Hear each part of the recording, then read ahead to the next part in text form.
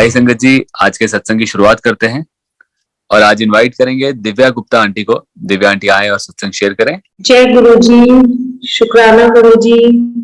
गुरु जी के चरणों में मेरा कोटि कोटि प्रणाम और गुरु जी की सारी संगत को भी मेरा प्रणाम और सभी बड़े मंदिर के सेवादार अंकल को भी बहुत बहुत शुक्राना कि गुरु जी की कृपा से ये अपॉर्चुनिटी मुझे फिर से मिली। इसका गुरु जी का अनंतम शुक्राना। जय गुरु जी। अंकल मेरी वॉइस क्लियर है? जी आंटी, आवाज क्लियर है। Okay okay.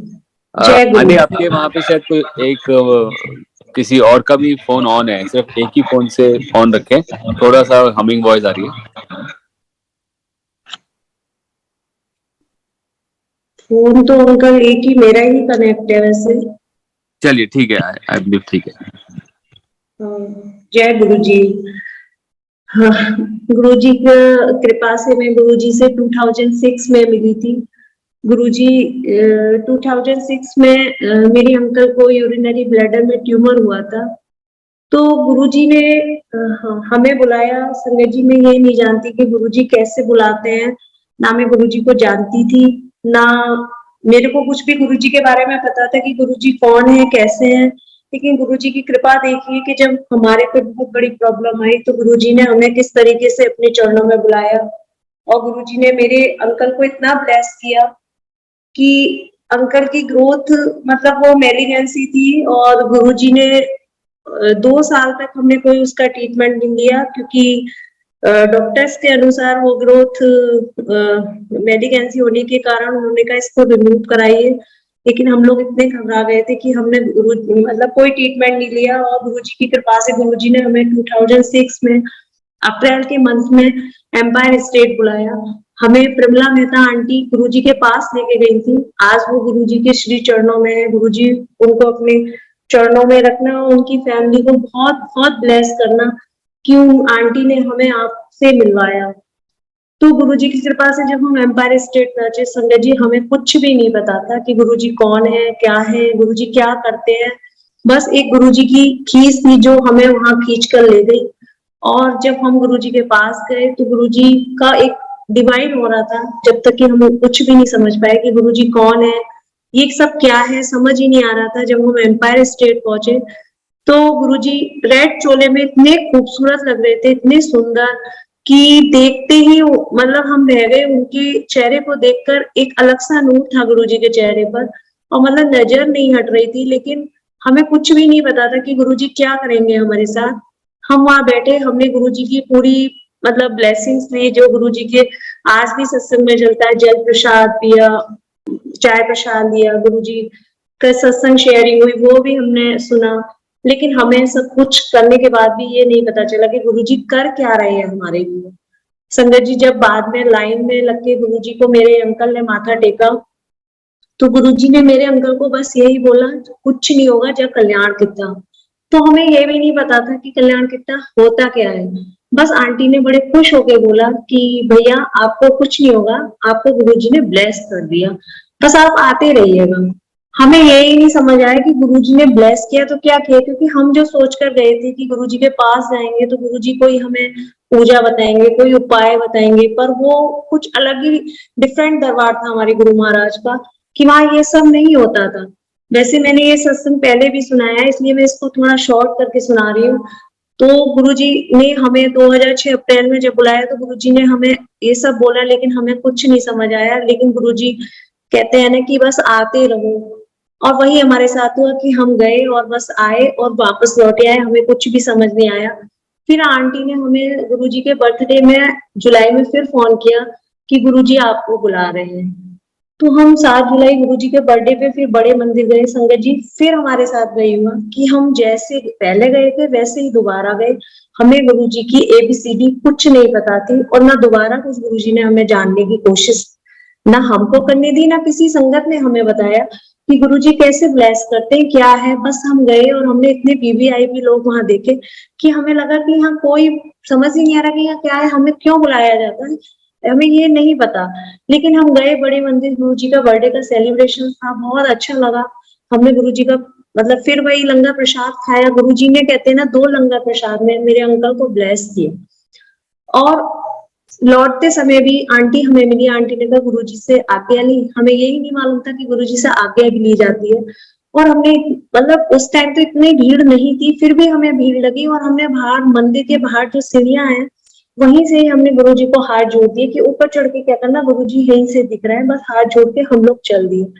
ये भी सब गुरुजी की लीला थी कि हमें बुला के भी गुरुजी हमें अपने चरणों के पास नहीं बैठा रहे थे। पता नहीं गुरुजी ने हमें मतलब किस तरीके से ब्लेस किया, या तो वही जानते थे कि हम बार बार नहीं आ सकते थे, या हमारे इतने बुरे कर्म कहिए। मैं तो कभी कभी यही सोचती हूँ कि गुरुजी आपने मुझे इतने टाइम अपने से क्यों दूर रखा। तो संगत जी 2 लंगर प्रसाद में गुरुजी ने मेरे अंकल को ब्लेस किया। जब जुलाई में गुरुजी ने हमें लंगर प्रसाद खिला के भेजा। उसके करेक्ट 2 साल तक अंकल का कोई ट्रीटमेंट नहीं हुआ। वैसे हम इधर उधर बहुत भागे कि हमने होम्योपैथिक ट्रीटमेंट लिए, आयुर्वेदिक लिए, बहुत जब तब सब कुछ किया, लेकिन गुरुजी ने तो पहले ही ब्लेस कर दिया था। और संजय जी 2006 की ग्रोथ डायग्नोस हुई, और वो ग्रोथ हमने शायद 1 में रिमूव कर हुआ वही जो डॉक्टर्स का कहना था। लेकिन जहाँ गुरुजी की ब्लेसिंग्स अगर हमें मिल जाए ना, तो डॉक्टर्स का भी कोई उसमें रोल नहीं होता। संगत जी 2 साल बाद भी मेरे अंकल की ग्रोथ एज इट बनी रही। जब ग्रोथ रिमूव कराई तो वो ग्रोथ मतलब जितना था वही ग्रोथ रही, कोई ना बढ़ी ना घटी। और इतनी स्मूथली वो ट्रीटमेंट शुरू हो गया, जो हमने इतना डर बना रखा था कि कैसे होगा।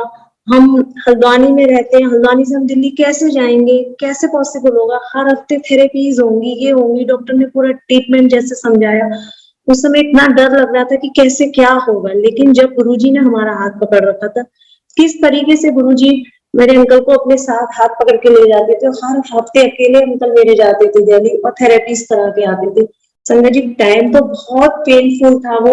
आज सत्संग सुना रही हूँ तो बड़ा इजी लग रहा है, लेकिन उस समय बहुत ज्यादा कष्ट में था। और हमें गुरुजी एक भी दिन याद ही नहीं आए कि ये सब गुरुजी हमें ब्लेस कर चुके हैं। अब तो हम खाली वो काम कर रहे हैं जो हमारे कर्म कटने के माध्यम बनाए गुरुजी ने। और संगत जी 2012 तक मुझे गुरुजी बिल्कुल याद नहीं आए, ना मुझे याद आए ना मेरे अंकल को। और जो हमको लेके गए मेरे भाई भाभी जिनके थ्रू हम गए ना, उन लोगों को याद है। संगत जी ये भी कुछ गुरुजी की कृपा थी कि गुरुजी ने हमें अपने पास बुला के भी हमें इतना दूर रखा। 2012 में संगत जी मेरे अंकल ठीक हो गए। 2012 में जबकि मेरा दूसरा बेबी नहीं होना था, जैसे जबकि अंकल का ट्रीटमेंट हुआ उस हिसाब से, तो 2012 में गुरुजी की कृपा ही मानती हूँ मैं ये सब अब, कि जो भी मेरी लाइफ में इम्पॉसिबल को पॉसिबल किया है वो गुरुजी के अलावा कोई नहीं कर सकता। कोई नहीं कर सकता, क्योंकि गुरुजी हमारे महाशिव है। गुरु का स्थान इतना बड़ा है ना हमारी लाइफ में। जिनको गुरु मिल गए वो समझिए कि मैं तो यही मानती हूँ कि उनकी लाइफ में अब जो भी ऊंचा नीचा हो रहा है उसको संभालने वाले हमारे गुरुजी हैं। हमारा कोई भी बस नहीं चलता कि हम कुछ कर सके। हाँ हम ह्यूमन बींग्स हैं, हमें चिंता लगी रहती है। मैं भी सोचती हूँ कोई मेरे को दिक्कत होती है, बट ये बात मैं सब अच्छे से जानती हूँ कि जो भी होगा अच्छा होगा। और गुरुजी सबका अच्छा करते हैं, बुरा तो होने ही देंगे। क्योंकि जो कुछ हमें अगर देर से भी मिल रहा है तो गुरुजी ये हमारे कर्मों का फल है जो हमें नहीं जल्दी मिला। गुरुजी समय के अनुसार सब कुछ देते हैं। तो 2012 में जो इम्पॉसिबल काम था, गुरुजी की कृपा से मुझे बेटा भी ब्लेस हुआ। तो जब बेटा ब्लेस हुआ 2 साल बाद, जब मेरे बेटे को स्पीच में थोड़ी सी प्रॉब्लम आई बोलने में, अचानक जब कहते हैं ना कि जब कुछ परेशानी आती है, गुरुजी का मिलने का वो दिन फिर दोबारा से आया। 13 या 14 के बात होगी, मैं अच्छे से कंफर्म नहीं हूँ। उस दिन में मतलब जब मुझे थोड़ी सी दिक्कत लगी कि बेटा प्रॉपर नहीं बोल पा रहा, तो हमने डॉक्टरों को दिखाना शुरू किया। तो डॉक्टर्स ने कहा इसकी थोड़ी सी स्पीच थेरेपी करा दो, ये ठीक बोलने लगेगा। लेकिन संगत जी कहते हैं ना, जब जो इंसान बीमारियों से या इनसे लड़ जाता है ना, उसको डॉक्टर्स के पास जाने में भी ना बहुत डर लगता है। वो मेरी सिचुएशन आज भी है कि अगर मुझे घर में किसी को भी फैमिली में कोई दिक्कत होती है, मैं डॉक्टर के नाम से बहुत डर जाती हूँ। मुझे लगता है कि डॉक्टर, क्योंकि स्टार्टिंग से ही ना हमने कुछ छोटी बीमारी नहीं देखी, बहुत बड़ी बीमारी देखी। और उस बीमारी से लड़ते लड़ते इतने थक गए ना कि अब मतलब बीमारी के नाम से ही बहुत डर लगता है। तो मैं डर गई कि जैसे तैसे थोड़ा सा शांत हुए, क्योंकि अंकल का ट्रीटमेंट 2010 या 11 तक चला होगा। उसके बाद बेटा हुआ तो मेरे को ऐसा लगा फिर वही चक्कर डॉक्टरों के लगाने शुरू हुए। लेकिन गुरुजी की कृपा देखिए कि अचानक मेरे अंकल के मोबाइल में एफबी पर गुरुजी का स्वरूप आया एक दिन। और जैसे ही स्वरूप आया, अंकल ने मुझे दिखाया कि देखो, मतलब जैसे हम भूल चुके थे वो चीज हमारी लाइफ में दोबारा से आई, और हम इतने खुश हुए उन्हें देख के कि ये तो वही गुरुजी हैं जिनके पास हम गए थे। और संजय जी, मेरे अंकल ने वो बस सिंपली एक लाइक किया, और लाइक करने के बाद वो डेली स्वरूप मोबाइल में आने लगा, और जब स्वरूप मोबाइल में आने लगा और मैं भी डेली देखने लगी, तो एक हमें गुरुजी से मिलने की तलब उठने लगी कि हम वो कैसे भूल गए। और जबकि गुरुजी ने उस समय एक हमें स्वरूप दिया था, दिलवाया था, वो स्वरूप मेरे अंकल के पास आज भी है। और इतने मतलब पर्स चेंज किए अंकल ने, लेकिन कभी गुरुजी उनसे अलग नहीं हुए। तो देखिए, हम गुरुजी को छोड़ सकते हैं, लेकिन गुरुजी कभी हमारा साथ नहीं छोड़ सकते। ये बात गुरुजी एक एक चीज प्रैक्टिकल करके दिखाते हैं। मैं अपने सारे जितने भी एक्सपीरियंस है, ये मैं सारे आपको एक प्रैक्टिकली बता रही हूँ, जो मैंने अब तक महसूस किए हैं अपने गुरुजी के साथ। तो गुरुजी का स्वरूप हमारे पास होते हुए भी तब भी कभी भी हमने गुरुजी से मिलने की इच्छा जाहिर नहीं की, जबकि मेरा भाई भी दिल्ली में ही रहता है ना। उन्होंने कभी सोचा कि गुरुजी के पास हम जाते थे, आज कहीं देखे, और अब जगह जगह गुरुजी के नाम की गाड़ियां दिखती हैं। संजय जी, जब हम जाते थे हमें कहीं गाड़ियां भी नहीं दिखती थी। पता नहीं गुरुजी ने हमें क्यों ऐसे रखा, मुझे बहुत अफसोस होता था। लेकिन 2014 या 15 में जब मेरे को गुरुजी दोबारा से मिले, और थोड़े दिन बाद बेटे की प्रॉब्लम भी गुरुजी के कृपा से ठीक हो गई, वो बोलने की दिक्कत उसकी बिल्कुल ठीक हो गई। तो फिर मैं गुरुजी से मतलब जुड़ती चली गई। फिर हमने गुरुजी का मंदिर का पता किया कि गुरुजी का मंदिर कहाँ है। पता चला बड़े मंदिर, वही बड़ा मंदिर है गुरुजी का। आज भी सारा कुछ वैसे ही चल रहा है। फिर मैं आगरा गई, आगरा में भाटिया अंकल के दरबार, गुरुजी का दरबार है वहाँ। मैं सबसे पहली बार वहां गई, वहां मुझे आंटी ने एक स्वरूप दिया। सच में संगत जी, जब मैं पहली बार आगरा के दरबार गई, मेरी मतलब एक जो दिल का कनेक्शन गुरुजी का, जो कहते हैं ना 1-to-1 कनेक्शन, मेरा वो उसी दिन से ही हो गया था। जब मैं गुरुजी के दरबार पहुंची तो मेरे को इतना मतलब अलग ही फीलिंग हुई कि गुरुजी ने सब आपने मेरे साथ क्यों किया, मुझे अपने से जोड़ के भी क्यों अलग किया। और वो गुरुजी की जो खींच थी उस समय, जो एक पकड़ थी, वो आज भी ऐसा हो गया कि मेरी लाइफ पूरी चेंज हो गई है जब से मैं गुरुजी से कनेक्ट हुई हूँ अपनी अपनी ओर से। गुरुजी ने तो मुझे कभी नहीं छोड़ा था, गुरुजी शुरू से मेरे साथ थे, बट मैं फील नहीं कर पा रही थी। मेरी लाइफ पूरी चेंज हो गई है। मैं पहले क्या थी और आज क्या हूँ, मैं खुद कभी कभी सोचती हूँ। और बहुत मतलब शांत, और गुरुजी ने इस टाइप से बना दिया कि जो करेंगे गुरुजी करेंगे, अपने को कुछ नहीं करना है। बस हाँ, ये है कि हाँ, हमें कर्म करने हैं, लेकिन कोशिश यही करती हूँ मैं कि अपने से अच्छा ही हो सके। और गुरुजी जो करवाओगे आप ही कराओगे, और गुरुजी के सत्संग के अलावा कहीं जाना भी नहीं अच्छा लगता है अब तो। गुरुजी में जब हम लीन होने लगते हैं ना, तो गुरुजी की जो सत्संग की कहते हैं ना एक वैल्यू, एक एक शब्द के मतलब एक्सप्लेन करो, तो वो ऐसा लगता है कि सब गुरुजी के सारे शब्दों में हमें आंसर मिलते हैं। तो गुरुजी ने हमें जीना सिखा दिया। आज तक हमने ना दुनिया की भीड़ में भागते रहते थे, अब एक लाइफ में ना ठहराव जैसा आ गया कि जो चल रहा है अच्छा चल रहा है, जो करेंगे गुरुजी करेंगे। अब दिमाग लगाने की ना एक मतलब लगाते हैं हम, इंसान है, हमें लगाना पड़ता है, पर कहीं ना ऐसा लगता है कि गुरुजी बैठे हैं, वो संभाल लेंगे। तो संगत जी, मेरा तो यही अब मानना है कि गुरुजी को अगर हमने मान लिया है, तो गुरुजी की बस बातों को मानना है, गुरुजी के रूल्स को फॉलो करो, गुरुजी का डिसिप्लिन मानो, और गुरुजी की ही मानो, अपनी ना लगाओ। जैसे कि कल ही अंकल ने मुझे फोन किया और लेट था, तो एकदम अंकल का फोन आया, आंटी आप सत्संग शेयरिंग कर दीजिए। संगत जी, कहीं ना कहीं मैंने अपना दिमाग लगा दिया। मैंने अंकल से एकदम बोला, अंकल मेरे घर गेस्ट भी है, मैं नहीं कर पाऊंगी। और कहते हैं ना तो मैंने कह दिया, लेकिन एकदम कॉल रखने के बाद ही ऐसा लगा कि यार इतना बड़ा दिन है, गुरु पर्व का दिन है, और आज गुरुजी का इतनी बड़ी ब्लेसिंग मिली है, तूने अपना दिमाग क्यों लगाया कि तू नहीं कर पाएगी। लेकिन जैसे ही मैंने दोबारा कॉल की, अंकल को बात की, गुरुजी की जो इच्छा, नहीं हुआ कल सत्संग। गुरुजी ने जो भी मेरे लिए अच्छा सोच रखा था, उन्होंने आज का डे डिसाइड करना था, लेकिन फिर भी मुझे ये लगा कि गुरुजी मुझसे गलती हो गई। आप पता नहीं मेरा कौन सा कर्म आज काटते और मैंने अपना दिमाग लगा दिया, क्योंकि कहीं ना हम इंसान है ऐसे कि हम अपने हिसाब से चलते हैं, हमें जो करना है हमें अपने हिसाब से करना है। मैं भी करती हूँ कभी कभी ऐसे, फिर भी कहती हूँ कि गुरुजी जो आपकी जो इच्छा आप जैसा कराओगे, मतलब हमें अपने आप को सरेंडर कर देना चाहिए। शायद मैंने कराए नहीं कराए ये मैं नहीं जानती, पर कोशिश यही करती हूँ कि गुरुजी जैसे रख रहे हो आप ही रख रहे हो, जैसे चला रहे हो आप ही चला रहे हो।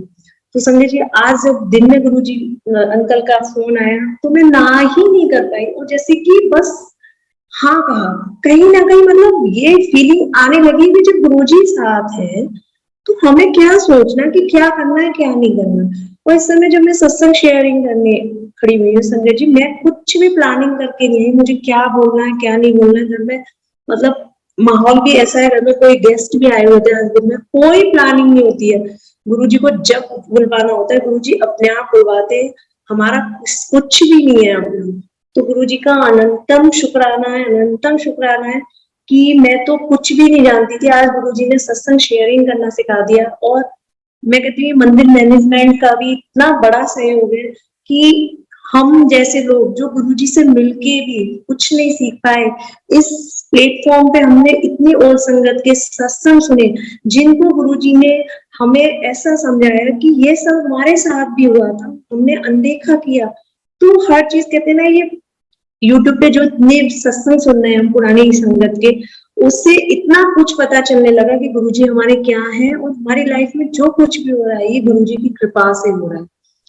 तो संगत जी 14 के बाद मेरा गुरुजी से कनेक्शन बहुत मतलब ज्यादा जुड़ गया, और फिर अपने हमारे शहर में भी संगत मिलने लगी, फिर गुरुजी का सत्संग होने लगा।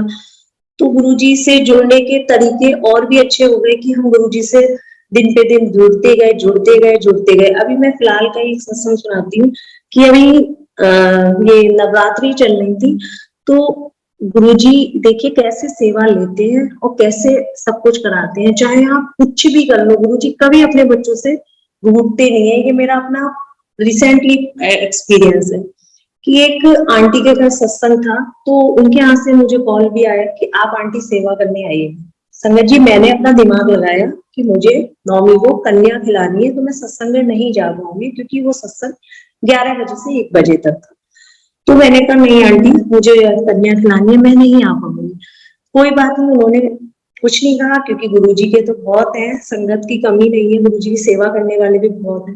लेकिन उसी दिन शाम को भी किसी के घर सत्संग था संगत के, तो उन्होंने पहले से बोल दिया था, तो मुझे वहां जाने का मतलब मन बना रखा था कि मैं वहां जाऊंगी क्योंकि वहां भी सेवा लगी हुई थी। लेकिन देखिए संगत जी अष्टमी के दिन जब दरबार लगाने संगत गई तो गुरुजी कैसे कहलवाते हैं। रात में एक आंटी का संगत आंटी का फोन आया जब वो दरबार लगा के आई कि आंटी आप सुबह उनके घर सत्संग में जरूर आना, बहुत पॉजिटिविटी है, बहुत अच्छा लगा हमें उनके घर दरबार लगा। संगीत जी मैंने बिना सोचे समझे उन आंटी से कहा ठीक है तो मैं कोशिश जरूर करूंगी, सुबह मैं जरूर जाऊंगी। और संगत जी ऐसा गुरुजी ने प्लान करा कि मैं कन्या भी नहीं उस दिन खिला पाई, कुछ ऐसा हुआ कि मैं उस दिन कन्या भी नहीं खिला पाई, और गुरुजी ने मतलब मुझे 10:30 पौने 11 के करीब उनके घर भी भेज दिया। और जैसे ही मैं उनके घर गई मुझे खुद इतना अच्छा लगा कि जैसे हाथ पकड़ के गुरुजी लाए हूँ कि तुझे आज आना है। और संगत जी जब मैं वहां बैठी, उनका जो रूम था वो हॉल बिल्कुल सेम एम्पायर स्टेट जैसा था, पीछे कर्टेन आगे गुरुजी की गद्दी। और जब वो शब्द चला सासों की माला, संगत जी मेरे को गुरुजी उस दिन जो मेरी फीलिंग है मैं वो मतलब सबको बता रही हूँ। मैं एम्पायर स्टेट पहुंच गई और बिल्कुल मुझे वही सीन दोबारा से गुरुजी ने दर्शन कराए कि जैसे मैं फर्स्ट टाइम एम्पायर स्टेट गई थी। और ना मेरे को खुद ही नहीं पता था कि मैं क्या कर रही हूँ वहां। और जब गुरुजी के दर्शन बिल्कुल ऐसे लगे कि पीछे कर्टेन आगे गुरुजी, सेम वही आस, और थोड़ी सी संगत थी वहां, हॉल बहुत बड़ा था और सब दीवार से लगे हुए जैसे एम्पायर स्टेट में सब बैठते थे, सब ऐसे संगत बैठी हुई है। और मेरी आंखों से अपने आप आंसू थे, ना मैं रो रही थी ना मैं हंस रही थी, मुझे खुद ही नहीं मालूम कि मैं ये सब क्या हुआ। जबकि मैं कभी सत्संग में कुछ भी दिमाग में लेके नहीं जाती हूँ, दिमाग में सब कुछ होता है बट मैं गुरुजी के आगे नहीं कुछ भी बोलती हूँ, ना मैं दिमाग में लेके बैठती हूँ उस समय कि ये सब प्रॉब्लम्स है या गुरुजी ये कर दो गुरुजी वो कर दो, क्योंकि गुरुजी को सब कुछ पता है, कहने की जरूरत ही नहीं है। जब मैंने आंखें खोली मैंने पहले से ध्यान नहीं दिया कि ये एम्पायर स्टेट जैसा, जब मैंने आंखें खोली तो सेम मुझे एम्पायर स्टेट जैसा लगा उनके घर में, कि ये तो बिल्कुल सेम एम्पायर स्टेट। तो गुरुजी ने, देखिए संगत जी, मुझे वहां ले जाके बिल्कुल उस दिन मुझे ये फील हुआ कि गुरुजी कहीं पे हम बैठे हैं और कहीं ले जा सकते हैं। तो मुझे इतना शुक्राना किया उस दिन मैंने गुरुजी का, इतना शुक्राना किया कि गुरुजी ये भी आपने प्रैक्टिकल करके दिखा दिया। क्योंकि मैं कहीं ना कहीं कभी कभी गुरुजी से कहती थी, गुरुजी आपने डुगरी भी बुला लिया, गुरुजी बड़े मंदिर भी बुला लिया, गुरुजी आगरा के दरबार भी बुला लिया, मुझे एक बार एम्पायर स्टेट भी जाना है, वो भी गुरुजी बुलाएंगे जब गुरुजी को बुलाना होगा। लेकिन उस दिन सत्संग में बैठे बैठे गुरुजी ने मुझे वही 2006 की फीलिंग बिल्कुल साक्षात जैसे दिखी।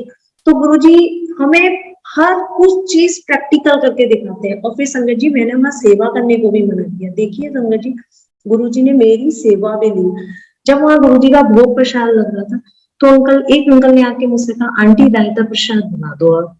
जबकि वहां कैटर लगा हुआ था, सब कुछ लंगर रेडी था, मतलब एक रायता प्रसाद, केवल गुरुजी की एक कटोरी रायता प्रसाद, मुझे नहीं मालूम कि वो क्यों बनवाया, जबकि लंगर में रायता प्रसाद ऑलरेडी हम सबको मिला। लेकिन गुरुजी ने मुझसे वो सेवा ली, उसका इतना शुक्राना गुरुजी। गुरुजी ने मुझे मतलब उस दिन ये दिखाया कि हम कितनी भी ना कर लें कि हम वहां सेवा करेंगे, हम अपने हिसाब से चल रहे, लेकिन गुरुजी के ब्लेस करने के तरीके बहुत ही अलग हैं। चाहे हम कितना भी अपना दिमाग लगा लें, अगर हमारी सोच और हमारी समझ अगर सच्ची है ना, तो गुरुजी कभी साथ नहीं छोड़ते हैं।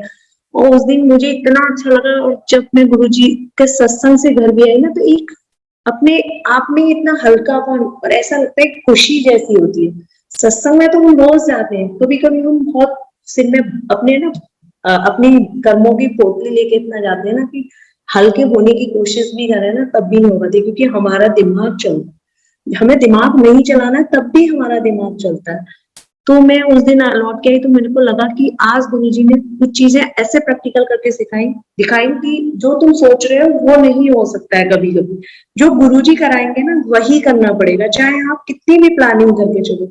संगत जी, वो नौमी का दिन था, वो भी एक अलग ही अनुभव था। और कल का भी मुझे बड़ा अच्छा मतलब एक्सपीरियंस ऐसा ही लगा अपना, कि कल गुरु पर्व का दिन था और ग्रहण पड़ा। तो शाम को मैं कहीं ना कहीं गुरुजी से कह रही थी, गुरुजी आज आपका इतना बड़ा दिन है, आज तो कोई सेवा ही नहीं कर पाई मैं आपकी, मैं फूल भी नहीं चढ़ा पाई क्योंकि सुबह से मंदिर बंद था। गुरुजी की वैसे सेवा कर रही थी, लेकिन मैंने मतलब फूल कुछ भी गद्दी को कुछ भी चेंज नहीं किया, कुछ नहीं किया।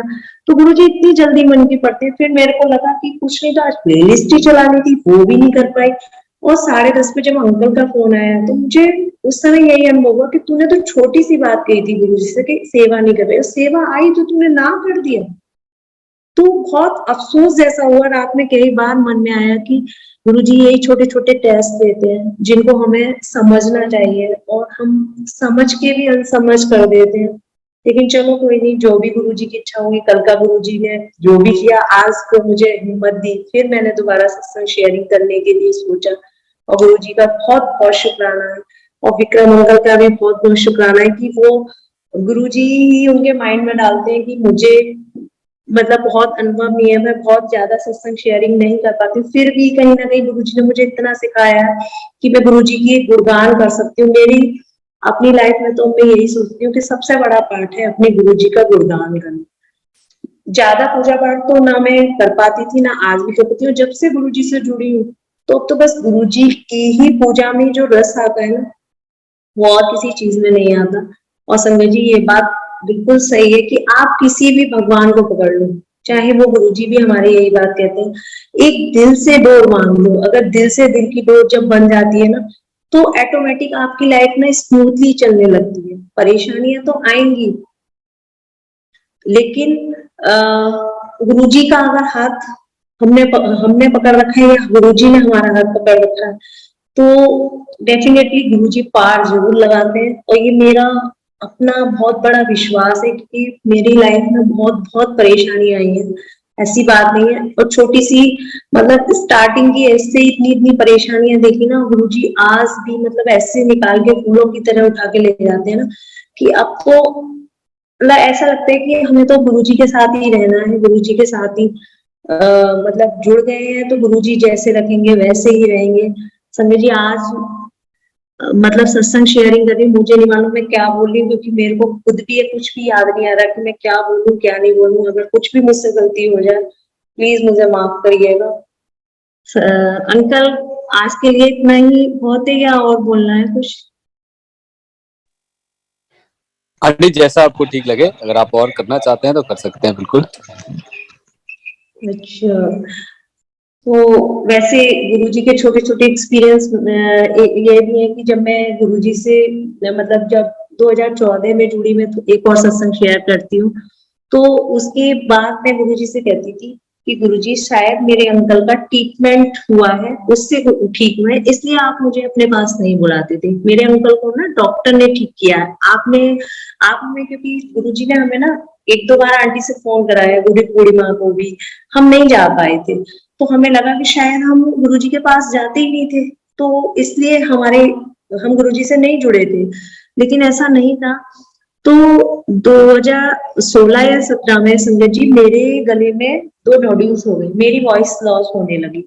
तो संजय जी गुरुजी ने वो भी प्रैक्टिकल करके दिखाया। मेरी इतनी ज्यादा मतलब वॉइस लॉस हो गई कि मैं बोल ही नहीं पाती थी बिल्कुल भी, और मेरे वोकल कॉर्ड में इतनी स्वेलिंग आने लगी कि डॉक्टर्स को जब मैंने दिखाया, तो काफी टाइम तक तो मैंने डॉक्टर्स को दिखाया ही नहीं। मैं गुरुजी में इतनी मगन हो चुकी थी कि मुझे ये लगता था मुझे डॉक्टर के नहीं जाना, अब तो गुरुजी का लंगर प्रसाद खाती हूँ, गुरुजी के पास जाती हूँ, तो मुझे अब किसी डॉक्टर्स की जरूरत नहीं है।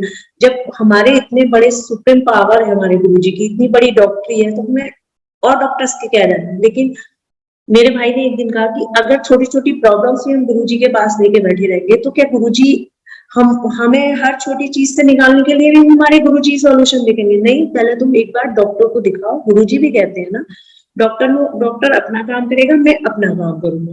तो उसके कहने के अनुसार मैंने कहा चलो जो भी है, ये भी बात सही कह रहा है। तो मैं डॉक्टर्स को दिखाने गई, डॉक्टर ने मुझे कहा कि आप बोलना बिल्कुल बंद कर दो। संगत जी बहुत दुख हुआ कि एक मैं सत्संग शेयर करना सीख गई थी, गुरु जी का गुणगान करना सीख गई थी, कि अब मेरी वॉइस लॉस होने लगी। मुझे लगा गुरु जी अब मैं तो आपका गुणगान भी नहीं कर पाऊंगी, अब तो मेरी वॉइस ही लॉस होने लगी, अब तो मैं जय गुरु जी बोलने के बाद ही मेरा गला बंद हो जाता है।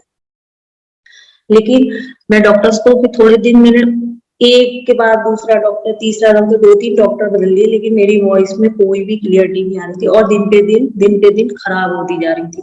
और जरा सा बोलने के बाद मेरी वोकल कॉर्ड इतनी स्वेल कर जाती थी कि मैं जब सो के उठती थी तो मेरे को 1-2 घंटे तक तो बिल्कुल बोला ही नहीं जाता। संजय जी अब मतलब ये 18 की बात होगी, दिसंबर के करीब। तो हमारे शहर में एनुअल सत्संग था गुरु जी का। उस दिन मुझे जरूर फील हुआ कि गुरुजी मेरी आवाज बिल्कुल चली गई, लगता है कि अब तो मैं बिल्कुल बोल ही नहीं पाऊंगी। तो एक संगत आंटी ने कहा आज आप कुछ बोलिए गुरुजी के लिए। मैंने माइक लेके थोड़ा सा बोला, संगत जी मेरी थोड़ी सी वॉइस खुलने के बाद थोड़ा लगा घर आके कि शायद आज कुछ बोली, लेकिन शाम को फिर वही थोड़ा सा बोलने के बाद फिर बंद होने लगी आवाज। धीरे धीरे मेरी आवाज मतलब बहुत जाने लगी। मतलब ये वाला सीन हो गया कि अब दिल्ली दिखाओ, क्योंकि डॉक्टर्स ने ये भी बोल दिया था कि अगर यही स्थिति रही तो आपका ऑपरेशन करना पड़ेगा, और ये गांठें कोई भी रूप ले सकती हैं आगे। मैं डर गई, मैंने कहा मैं नहीं ट्रीटमेंट करा पाऊंगी, क्योंकि बहुत टफ वाला ट्रीटमेंट है और मैं नहीं झेल सकती। मैं बस गुरुजी से कहती रही, गुरुजी आप ही हो, जो भी करोगे आप करोगे। संजय जी गुरुजी ने मुझे प्रूव करके दिखाया कि मैं डॉक्टर्स को दिखाती थी तो मेरा इलाज नहीं हुआ, मैं ठीक नहीं हुई। और मेरे अंकल मतलब उन्होंने यही दिखाया कि पहले गुरुजी ब्लेस करते हैं तो डॉक्टर की भी दवाई लगती है।